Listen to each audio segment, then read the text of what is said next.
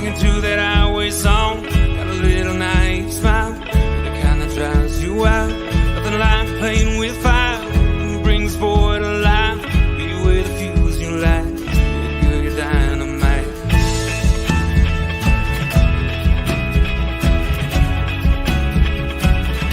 You made my day when you walked into town beside me, whispered with your eyes, let's go. You made me say what's your name, girl, you're lonely. Can I call you if I ever go down this road? And I can't seem to find the thing I want to say.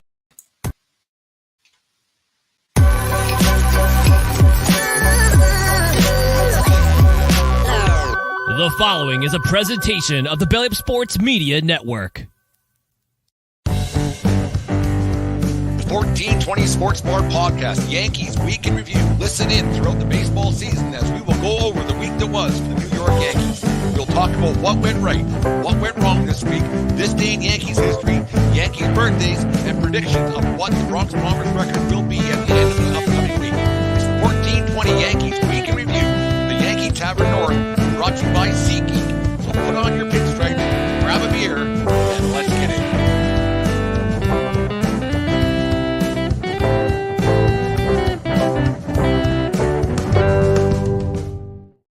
All right, the New York Yankees Week in Review for this June the 29th, 2023. Today's show is brought to you by SeatGeek.com, the SeatGeek app. Use promo code 1420pod at SeatGeek.com today and save yourself $20 on your first purchase at SeatGeek for baseball games right across the country, or even Stampede tickets are coming up right now too for those of you in Western Canada and the like. Anyways, the New York Yankees, remember, we are part of the Belly Up Network and BellyUpSports.com. Go there for all their great other podcasts and great articles. Thanks for making us a part of your day each and every day here at 1420 World Headquarters. Anyways, the New York Yankees sit at 44-36, a much better week than anyone suspected. They had a great, obviously, they had a great series against the Seattle Mariners, which they probably could have won 3 out of 3 of those games, and then a surprising 2 out of 3 victories over the Texas Rangers, which was quite surprising for them to get that. So it was quite a surprise to happen. They're just starting a game right now versus the Oakland A's, but it will follow up a perfect game last night by Domingo Germán, a surprising perfect game by Domingo Germán. It might be the only perfect game heard around the world that nobody actually stayed up to watch. It's a late night for people, obviously, on the East Coast who probably didn't know about the perfect game until it happened this morning. They probably didn't tune anything on. Nobody would, with a pitching staff that includes a guy by the name of Garrett Cole, you would think he would be in line, or a Luis Severino in line for a perfect game. Not a Domingo Germán, who's been, I'll be flat out say it, been awful his last couple starts. And then he had that situation with the sticky stuff twice this season already. Once he was suspended for it, and the other time he was told to go wash his hands, which I found a little bit odd, to be told to wash your hands for having an illegal substance on your hands, because you can have a little bit but not enough. But we won't dwell on that. Anyways, the perfect game in front of an announced crowd last night in Oakland of 12,749 at the Coliseum. It's a tough look for A's fans. But a couple weeks ago, they had the reverse protest night where they had 26,000. And then if you watch the game last night, as I did, we'll get to that in half a second. There was more Yankee fans at that game, and they had the lower bowl pretty much filled up behind the Yankees dugouts and the A's dugout, and that was a lot of fans going there. But people who got to see history last night, it'd be funny to hear 10 years down the road how many people would say they were at that game last night in Oakland. It'll probably triple or quadruple. It'll be 50,000 crowd that would say they were at that game. It's the kind of way that turns out. I was there. Well, no, you weren't, because there's only 12,000 announced people there. So, like, how many tickets weren't actually used? So but it was an interesting game, to say the least. It was a blowout game. Giancarlo Stanton finally got a hit, a home run. He had a better game last night. You had in the 5th inning, Anthony Rizzo. He got a game-saving line shot down first that saved the perfect game. And no one's taking a perfect game at that time in the 5th. But you look back on the plays that happened, and then to finish the game off, the president of Josh Donaldson fan club, Josh Donaldson, he made the play at third base, pretty hot shot to end the baseball game, and the rest is history. And Domingo Germán becomes the 4th Yankee in Yankee history to get a perfect game following Don Larson in 1956. And then you had David Wells and David Cohn get theirs in 98 and 99, I believe it was. We'll get to those in half a second too. But Domingo Germán, he's now a part of history, part of forever. Only the 24th perfect game in Major League history, the first one since 2012 when Felix Hernandez of the Seattle Mariners got the one there at home in Seattle versus the Tampa Bay Rays. I remember I wasn't at the game, but I remember watching that game and part of history. And that was before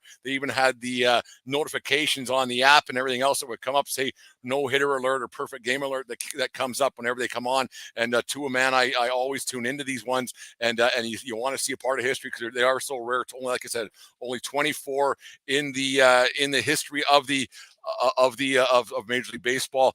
The elephant in the room, I guess, when it all comes down to it, is that Domingo Germán, yes, we already talked about the suspension that he's had for the sticky stuff this year, but in 2019 there was an incident at a Major League Baseball function in Manhattan that he was at with I think it was his then girlfriend at the time, and there was a situation came up where some physical abuse happened with Germán. He got suspended for 81 games.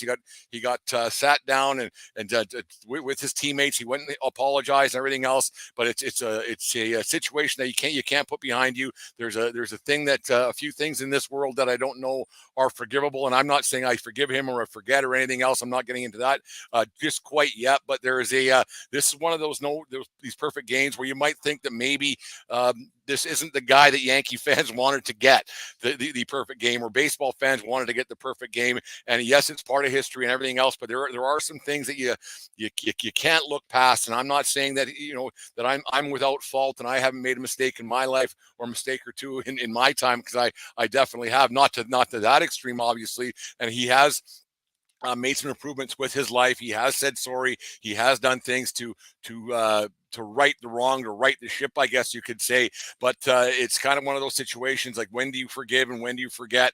And that's one of those things that Yankee fans have to come to, and baseball fans had to come to realization last night. Is this a Domingo Germán project? Is it a good thing? Is it good for baseball? Was it a highly watched baseball game last night? Was it one of those things where Yankee fans wish it was somebody else? Like I said, you just never know. The thing is, it can get interesting for sports fans. The internal battles you might have with yourself, the internal battle you might have with your morality clause, and when you get off your high horse a little bit and just say, you know what, it is just a game. The guy made a mistake. He did something wrong. If the victim of this situation has forgiven the perpetrator, is it something that the rest of us should move on from? Not forget about it, but get to a point where you forgive. And is this something that's going to help Domingo Germán become more of a not a bad guy? I say, like, it's getting off your high horse can be tough, and your morality and what you're going to do, and when your hypocrisy is going to come across. Can you jump up and down and cheer when like last night when Germán got the perfect game? Were Yankee fans cheering it, or the ones that were still awake at night? Were they watching the game and hoping for the perfect game? I think as a baseball fan you are, and if you didn't know about the Germán situation, if you're not a Yankee person, or if you're a Yankee hater, know everything that the Yankees do, is it one of those situations where you were hoping against the guy to get it, but then when he got it, do you clap like the guy at the Billy Chappell in, what was it, For the Love of the Game, when he was sitting at the airport bar, and I won't get into that, but when he goes, "Good job, Chappell," is one of those things. Last night should have been bigger, I think, in my personal opinion. Last night should have been a lot bigger for Yankee fans and for baseball fans. It's an extraordinary moment in baseball history. Only 24 have ever been done, like I said. It's something that when a game starts, it could always happen. It rarely does, but when it starts getting to that point in a baseball game, in the 6th, 7th inning, when no one's got on or no one's got a hit, but like obviously the no hitter or the perfect game is a different situation than no hitter. But when you start getting in that and you start nudging your friends a little bit, or sending a message here and there, or you see the app, it's one of those things. But you just wonder if this one's a bit tainted last night because of the 2019 incident that Germán had. I personally not a Herman guy because of that situation. I'm not a fan of the guy. I think that he didn't really. Yeah, he's kind of paid his dues, I guess, and everything else that happened. But I've never been a big fan of the guy, and to me, it wasn't really much watched TV last night. We recorded a show that'll be out later on today, but I wasn't really watching the game at all. And I went upstairs to eat, and then it was on, but it didn't have the sound on. It was blah blah blah. And then when he got it, it was exciting, but I wasn't jumping up and down. And I wasn't texting people, and I wasn't high fives and bum slaps around the room or anything when he got the no hitter. Perfect game involving the Yankees. It didn't feel like it with this guy, and I'm like I said, I'm no means an angel, but it just didn't have that same feel that you get for other perfect games or no hitters that happen throughout Major League Baseball. I didn't have the emotion I should have had. But at the point, like when you're a fan, when do you say enough's enough with these guys? And when his starts come up, do you go, I'm not even watching, I don't care? When do you get to that point, or when do you say, bygones be bygones and let it just slide? And with Domingo Herman, I'm not at that point now, and you just wonder when it's going to be. When I'm going to let it go, I don't know. It's something between my ears. Like you just wonder over the years. Like you look at other baseball stars and other guys who've been not such nice guys. The things that they've done, like Ty Cobb is a known racist and everything else, but people seem to forget about that when they talk about his stats. You talk about guys who were on drugs, guys who did this and that, and guys who were, Dwight Gooden and Darryl Strawberry, how all that stuff was up behind them. So you just wonder, like all the hooligans, I guess, and the bad dudes back in the day, we didn't get to hear about those guys because there wasn't the media attention that there is today. There wasn't Twitter, there wasn't Instagram, there wasn't Facebook and everything else, and 24-hour sports stations and podcasts and everything else where you hear whatever you want. So Domingo Herman is probably not alone in this situation. He might be alone in the one guy who has a domestic abuse charge against him that's thrown a perfect game in Major League history. We don't know. Should this be brought up? Probably not. And we should celebrate the game when baseball gets a chance to do it. We should probably just celebrate it and say, you know what, this was pretty cool. It was pretty great. It was it's something we probably won't see for another 9 years. It's throwing a no-hitters really hard. It was a 99 pitch performance. He was fantastic. Pitchers should be lauded for that. Like you got to think it's the hardest thing to do in sport, and I don't think that's arguable. Like you could, I don't think anybody. The average man could go out and throw a ground ball if he hasn't pitched before. But I think the average man, like if you had Shaquille O'Neal on the line going for a 12 for 12 day at the line or whatever, because he was terrible at the line, but if he was going for a perfect game, I could make a free throw. I think I could probably make an NFL pass if I get given 30 attempts to do it. I might be able to score on a penalty shot once out of 20 times, but I know I would never be able to throw a perfect game. So I think that a perfect game is the hardest thing to do in professional sports. And anybody wants to argue with me, get back to me at 1420sports.com or leave some comments in the comments section. If you're watching on YouTube later on tonight and everything else, we can talk about it another time or on our Twitter account. But it's just one of those things that it should be, it should have been celebrated a lot more. And I think because it was Domingo Herman that it wasn't. If it was Luis Severino, that we would have been talking about it. There would have been a Yankee virtual circle jerk going on throughout Yankee fans all across the world talking about this. But I've been on Twitter throughout the day, and there was it doesn't have the buzz that you think a perfect game with Yankee fans would. It's just one of those things because there's a lot of Yankee fans out there. I know there's a lot of Yankee haters, but there's a lot of Yankee fans as well. And for this one to not have the buzz or the pomp and circumstance that it should, it just doesn't. Maybe it was because it was a late night game on the West Coast. Maybe it's because it was against the hapless Oakland A's. Who knows? Because the Oakland A's are bloody awful. There's no getting around that. But it doesn't have the same buzz. Obviously, it doesn't have the same buzz. The 1956 Yogi Berra or Don Larson to Yogi Berra in the World Series, only perfect game in World Series history. It'll never have that kind of buzz. It won't have the same buzz of David Cohn's in 1998 that he had, or 99 when he got his perfect game. David Cohn was pitching on Yogi Berra Day. The opening pitch of that game was the same Don Larson to Yogi Berra, so it won't have that same buzz. And then it won't have the same buzz, obviously, of the legend and lore of the David Wells perfect game on that Sunday afternoon at Yankee Stadium when he got that one extremely hungover because he was out until 6 or 7 in the morning at the Saturday Night Live post-game or post-show party. So it'll never have that kind of a buzz, which is too bad because a perfect game doesn't happen very often. For all the years that the Yankees been around and how many pitchers on and on and on, and like you would think it would have that kind of a buzz, but it just doesn't, and it won't have the same kind of the buzz. So in the Mount Rushmore of perfect games, this will be the little sister that barely got his face carved in the mountain, and it'll be one of those things. It's sad to say, but it's just one of those things. It's just how it goes. It's still a perfect game. Only like I said, only 24 times. First time since 2012, and it should be celebrated on and off the field. It should be one of those things, but it doesn't have the buzz throughout the baseball world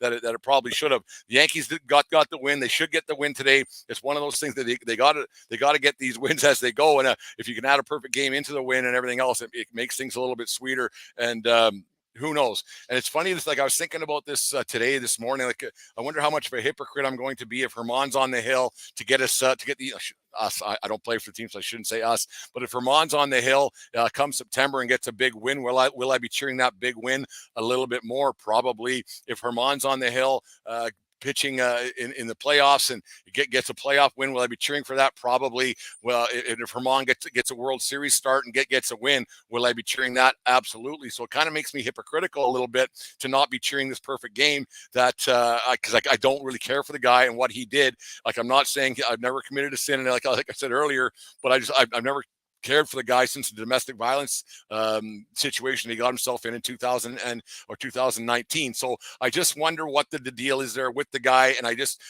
it's a bit tainted for me that this perfect game. It's hard to do.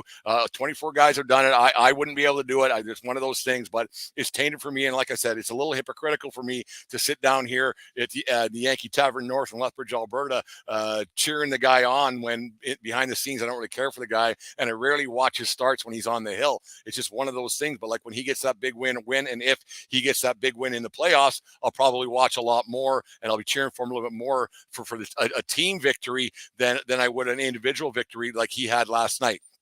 You got to feel good for a guy like Higashioka, been in the Yankees organization a long time. He was great last night. He got to catch. He not only did he catch the perfect game last night, he got the no-hitter that Kluber threw in 2021. So it's one of those things where Higashioka called a good game, and you can celebrate him just as much because the whole team effort that gets a perfect game. You got defense happen. Like I said, Rizzo made the play in the 5th, and Higashioka called a good game, and other plays were made throughout the game for a perfect game to happen. So it's not just the pitcher. Obviously, the pitcher's the most important part of a perfect game, but the whole team has to come together. And if it wasn't such a blowout, it probably get more and more love, I guess. But an 11-0 Yankee win with a Giancarlo Stanton 4th inning home run, whatever it was the big backbreaker for the Oakland A's. And you got to feel bad for that A's team. They shouldn't be playing in Major League Baseball. They don't have many major leaguers on that team, so maybe that's why this perfect game won't get the love that it so rightfully deserves. And who knows how that's all going to turn out come, like I said, how that love's going to come October for Domingo Herman. Anyways, here is a little word from our friends from SeatGeek. SeatGeek is the ticketing app for fans like Boomstick Lady. No free throw is safe from the roar of her sticks. SeatGeek helps her find a seat in the direct eye line of the shooter so she can sit where her boomsticks make the biggest boom. Everybody okay? SeatGeek handles the tickets to sports, concerts, and more, so fans can fan. Anyways, on this day, we'll and we'll get everybody out here. On this day in 2000, New York Yankees improved their record to 38-35 on the season with an 8-0 win over the Detroit Tigers in front of 39,586 people at Comerica Park in Detroit. Andy Pettitte pitched a complete game, 6 hitters, striking out 5 and walking only 2. Some guy named Jeter led the way at the plate, going 3 for 5 with 2 RBIs and with a double. And Bernie Williams had 2 RBIs with a triple. So that's this day in Yankee history on the way to the 2000 World Series championship. This Yankee team just doesn't feel like they're a championship team this year. There's just something missing. I don't think I don't think they're a world champion team. They still got to get rid of Josh Donaldson and everything else. And Jim, a fan of the Van Plotner, he's agreed to put a campaign together to get to Josh Donaldson for somehow to get this out to the Bronx, get it out to Cashman. The Josh Donaldson has to go. He's hitting a whopping 139, 10 hits on the season, 7 of them are home runs, if you can believe that, with 10 RBIs. So non-consequential home runs for the president of Josh Donaldson fan club, Josh Donaldson. So Jim, I'm getting something together as we speak to make sure that we get something going on for old Joshy to get out of the Bronx and call you later, see you later, smell you later, the whole bit. Anyways, the Yankees right now, like I said, they're 44-36. Had a better week last week than we should. They should beat the A's tonight. Then they move on to a terrible St. Louis team, which is completely surprising considering they were a playoff team last year. You got to think that the Yankees will win 2 out of 3 there. Then they got 2 or 3 against the Baltimore Orioles. So you got to think they're going to be okay with that when they return to the Bronx. So by the time we get together next week to do this Yankee week in review, I expect the Yankees record to be 49-38. But they'll still be in 3rd place in the American League East, which I kind of think that's where they're going to stay throughout the rest of the season and get a wild card spot, and that'll be about it for the Yankees this season. Like I said, I don't see them as unless they can make a move here or there, or go and get another pitcher and everything else, or once you just never know what could happen as the season progresses. They get some guys off the IL, it might get a little bit better in Yankee land, in the Bronx, on River Avenue and 161st Street out there in the Bronx. So thanks everybody for listening to the Yankee Week in Review. We appreciate all the support you guys give for other shows as well. The one we did with Dave last night will be up later on tonight once Jimmy Neutron Boy Genius, our producer, gets that one up and going. And then 14:20 in the morning, I think we're doing tomorrow. And then the Hey Blues coming up as well. Tomorrow we're recording that one and got some things to talk about. Maybe I don't know if I'm allowed to, but I'm going to talk about them anyways on the Hey Blue Umpire podcast. The Yankees Week in Review. Thank you very much for listening to the show. And remember, it doesn't matter where you are, it's who you're with, and let's go Yankees. Take me out to the ball game. Take me out with the crowd. Buy me some peanuts and Cracker Jack. I don't care if I never get back. Oh, it's root for the home team. They don't win, it's a shame. Now it's 1, 2, 3 strikes. You're out at the old ball game.